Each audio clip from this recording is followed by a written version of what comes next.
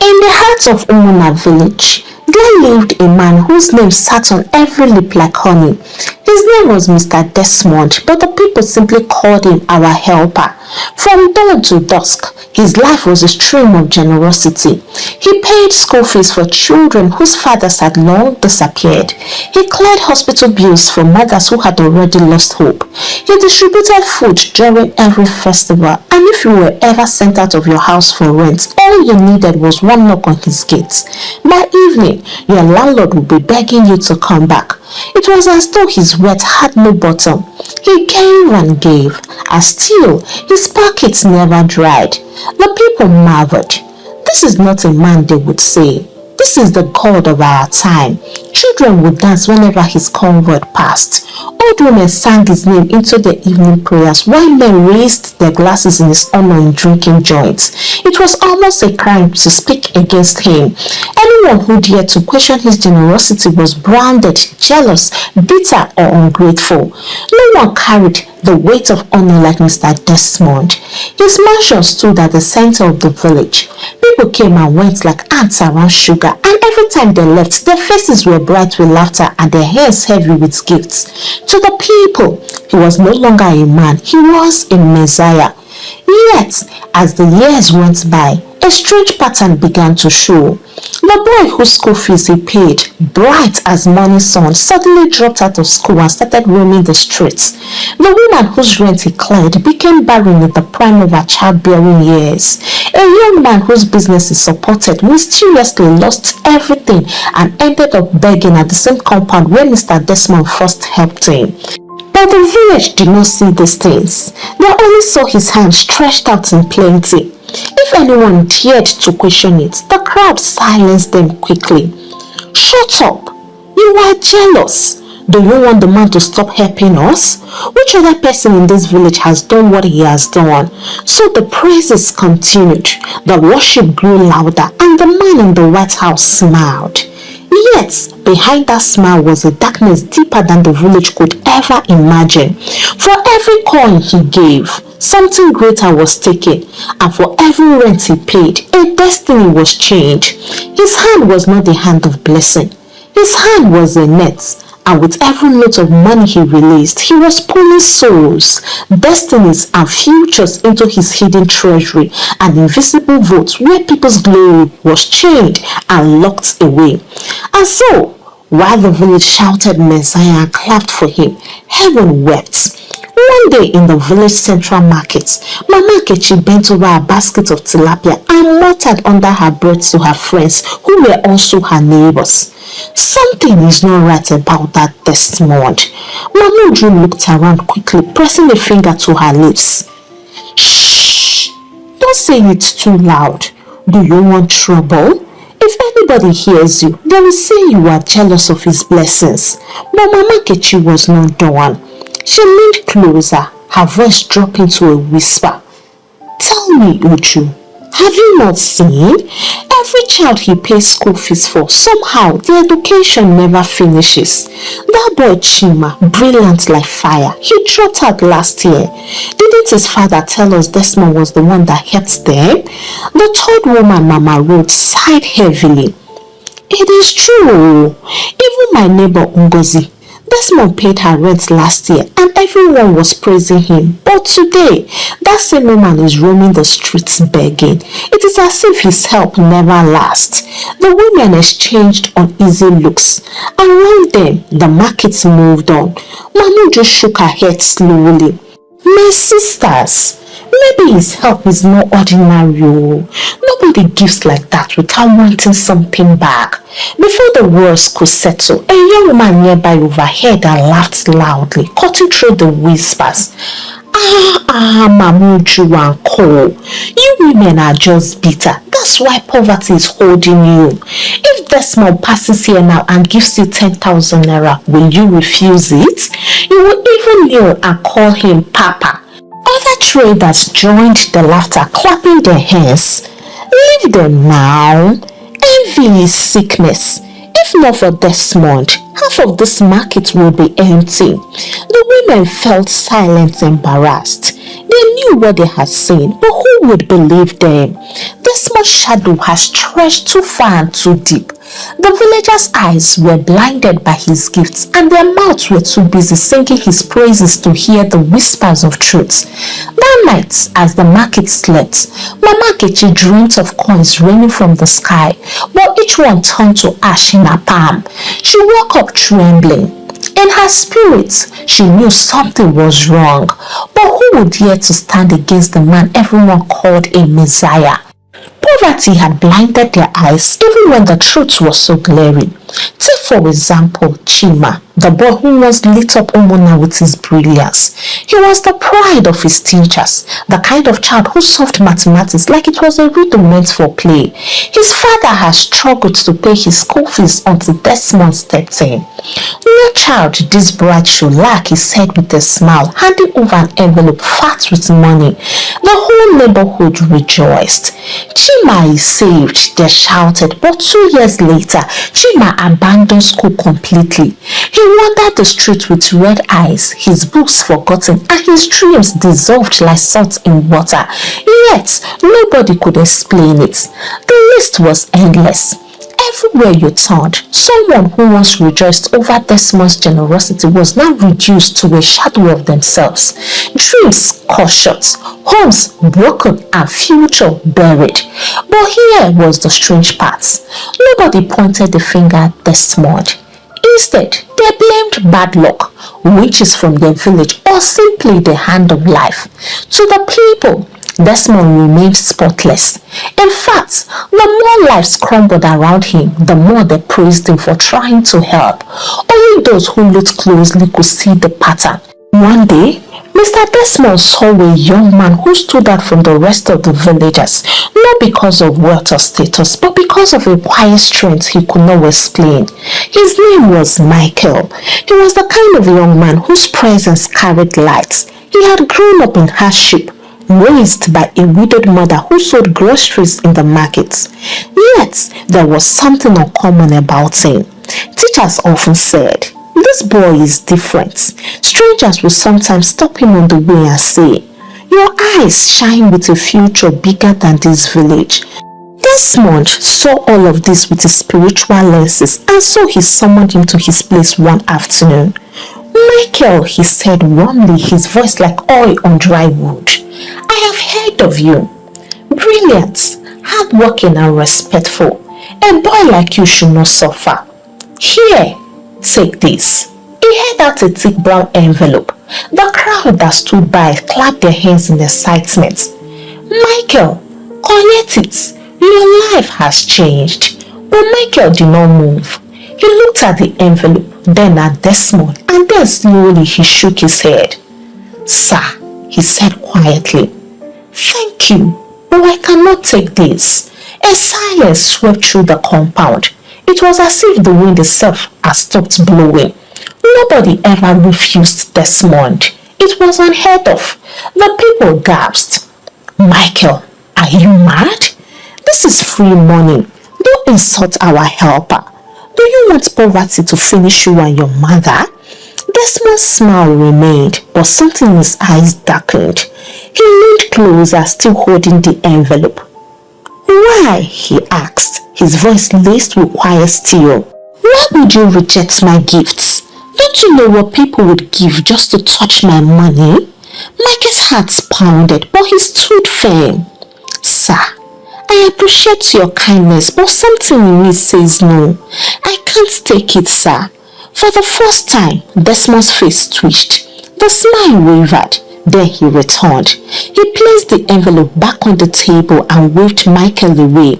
The crowd murmured angrily, some shaking their heads at the boy's stubbornness. But Desmond sat back in his chair watching him leave, his eyes narrowed with a cold fire. At that moment, Michael did not know the war he had just started, but Desmond knew. He knew Michael carried a destiny unlike any other, and he was not about to let that destiny escape his net.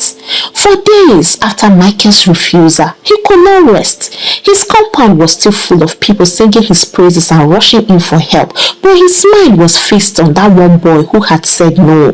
At night, he tossed on his sick bed, asking several questions. Why would he refuse me?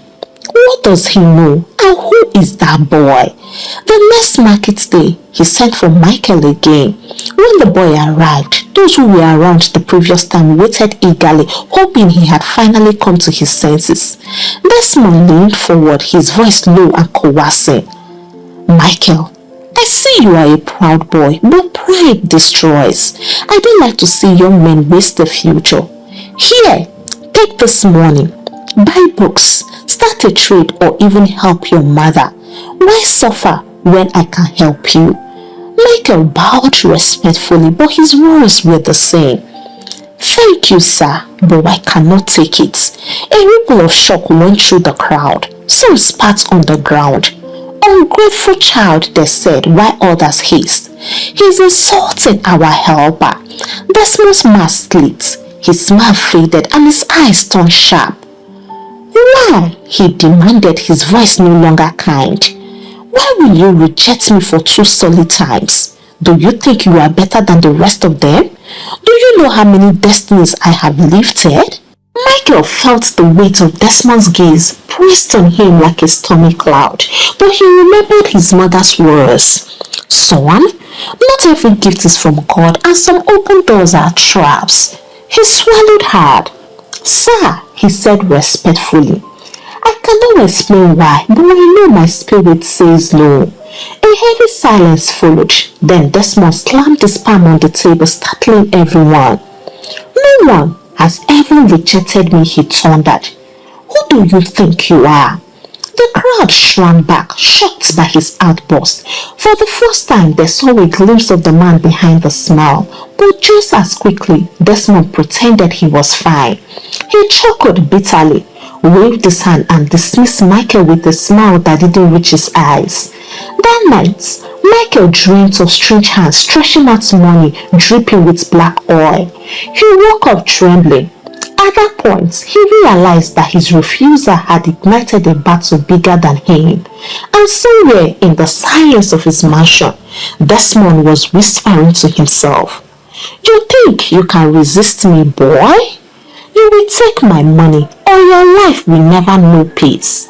For days after Michael's refusal, Desmond could not rest. His compound was still full of people asking for one help or the other, but his mind was fixed on that one boy who had said no. Michael on his part had another dream.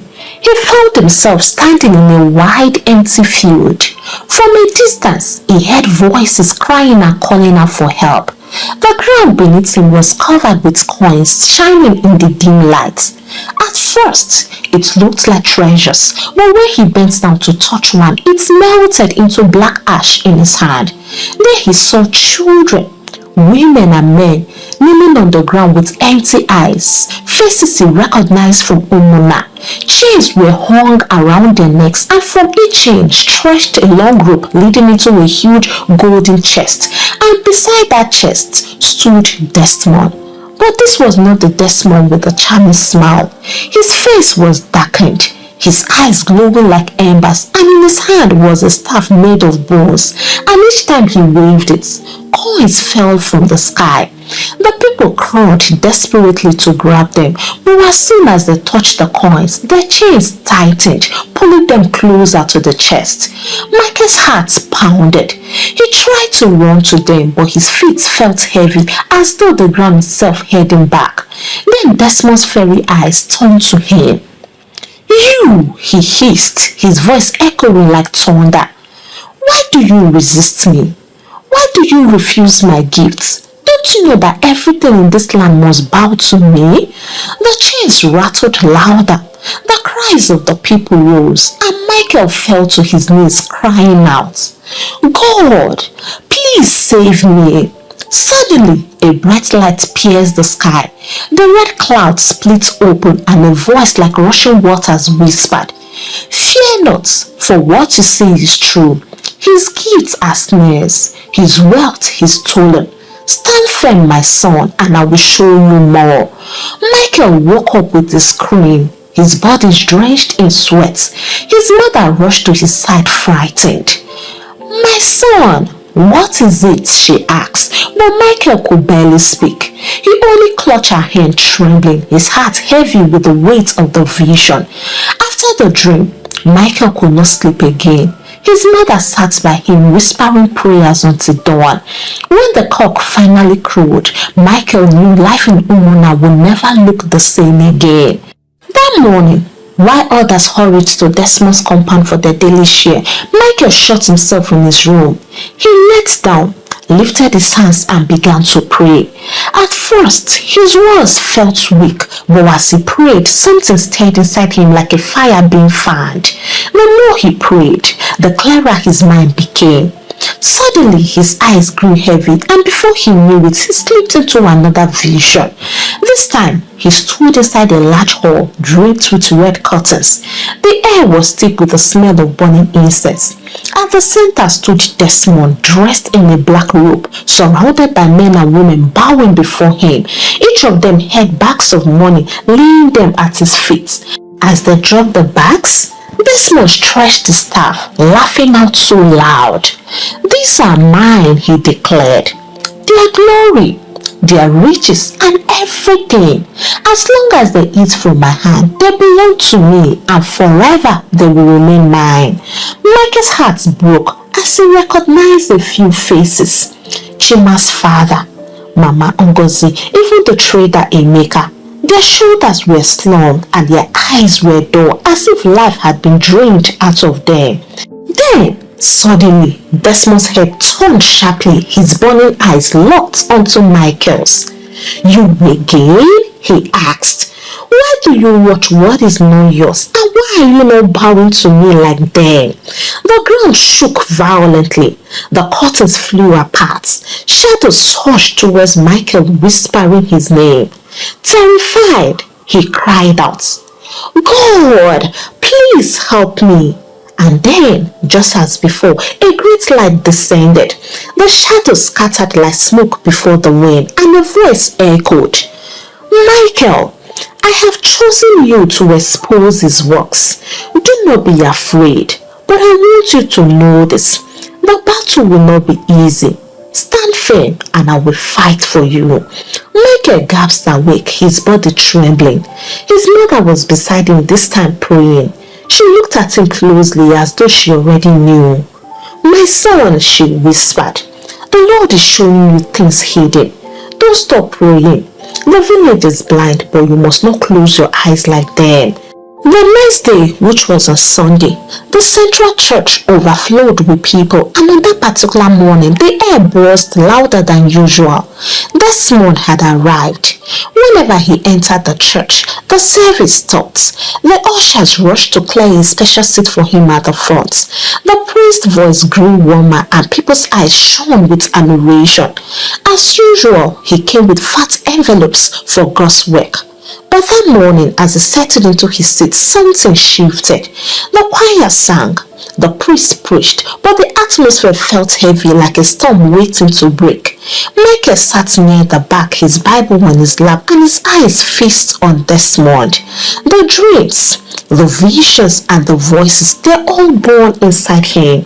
He could feel a fire rising in him, refusing to be silent. At offering time, Desmond rose majestically. The crowd clapped wildly as he walked to the altar. With a smile, he dropped a thick envelope into the basket. Someone shouted, "Our Messiah!" But as the envelope touched the basket, Michael heard it, the clicking of chains and the cries of souls. His body shook. He could no longer hold it in. He stood, his voice ringing louder than he thought possible. "Not every gift is from God," he warned. The church froze, heads turned, and murmurs filled the air. Desmond's hand, still lifted in the air, stiffened. His eyes narrowed, burning holes into Michael. "What did you just say, young man?" the priest asked. Michael stepped forward, trembling yet bold. "This man's money is not a blessing, it is a snare. With every coin he gives, destinies are changed. Can't you see? Look at the lives he had touched. Are they not empty and are they not broken? Gaps filled the hall. The priest shifted uneasily. Young man, be careful. But Michael's voice only grew stronger. You call him Messiah, but heaven calls him a thief. You see his gifts, but you do not see the chains attached. The silence that followed was suffocating. Desmond's smile vanished. He turned fully to Michael, his eyes glowing with a rage barely hidden. For a split second, the entire church saw something they had never seen before. A shadow flickered across his face, something not human. People screamed, but Desmond quickly covered it with a laugh, clapping his hands. This boy is confused. Look at him, he's looking so hungry. I don't blame him. Jealousy has blinded him. Who among you have I not hurt? Tell me. And now the small boy dares insult me in God's house? The crowd murmured in confusion. Some shouted, Michael, keep quiet. But Michael stood firm. He raised his Bible high. Sir, your time of hiding is over. The Lord will expose you. You cannot steal people's glory forever. Desmond's eyes blazed. For the first time in years, he had been publicly challenged, and by a small boy. He locked his eyes on Michael's. He was no longer pretending. His smile was gone. His face was tipped like carved stone.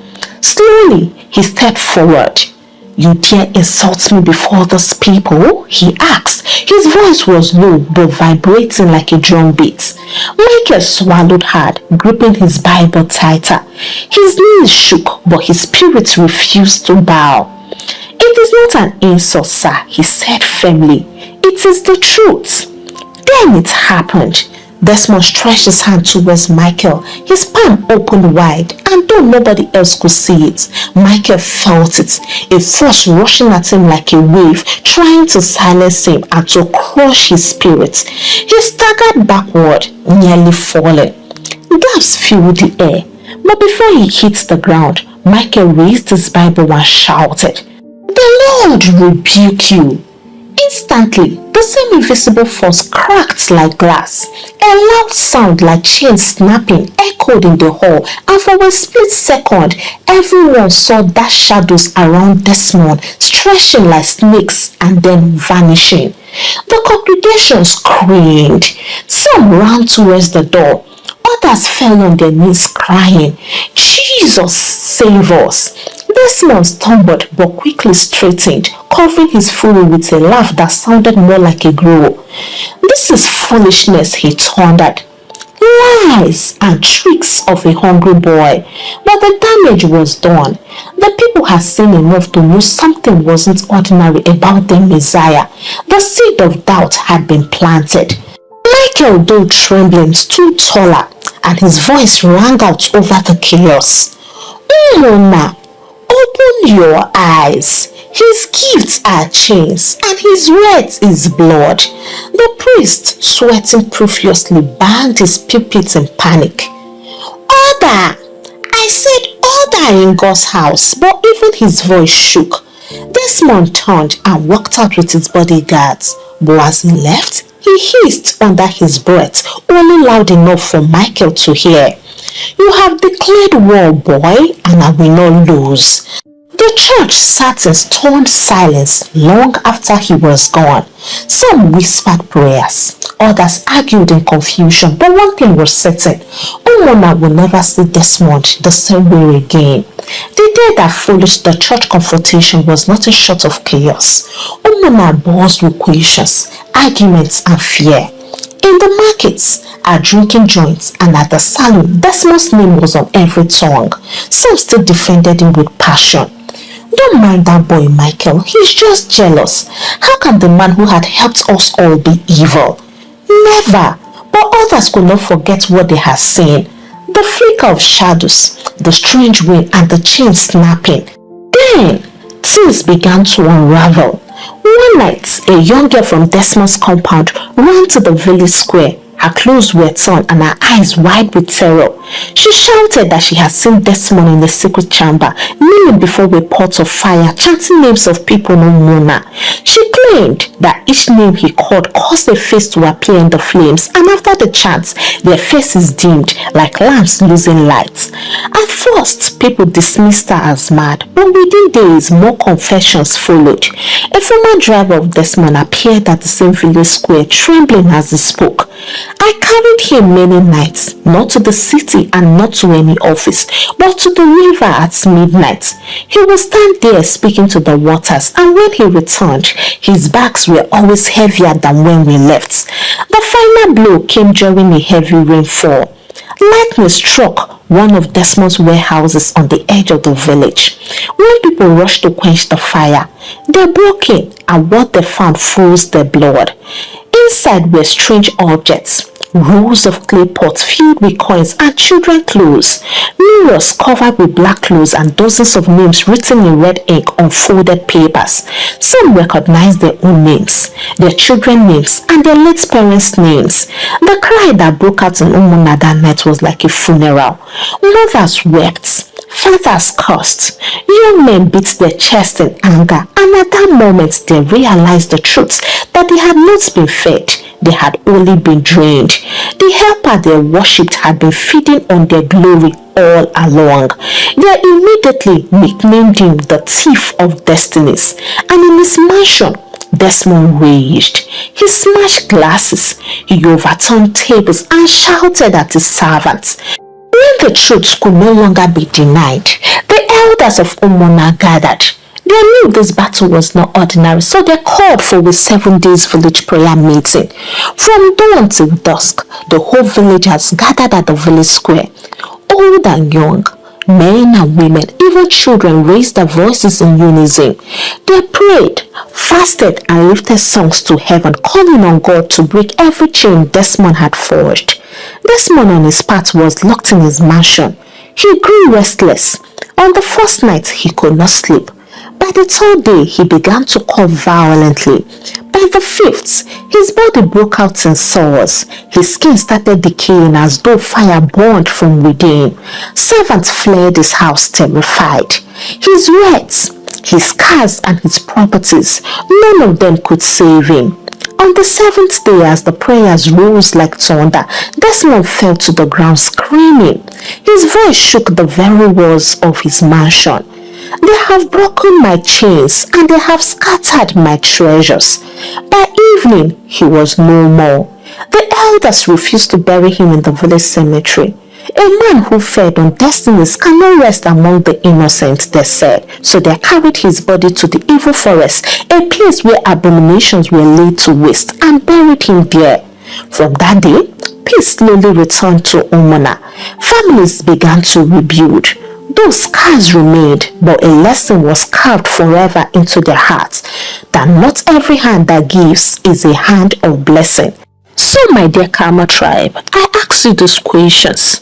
If you were in Michael's shoes, would you have had the courage to reject Desmond's money when the whole village adored him? And will you have also exposed him the way he did in the church? Kindly share your answers with me in the comments. And please don't forget to give the story a thumbs up, share out to your loved ones, and hit on that subscribe button if you have not already done so that you can join the Karma tribe. Until I bring the next interesting story your way, it is a goodbye from here, and God bless you.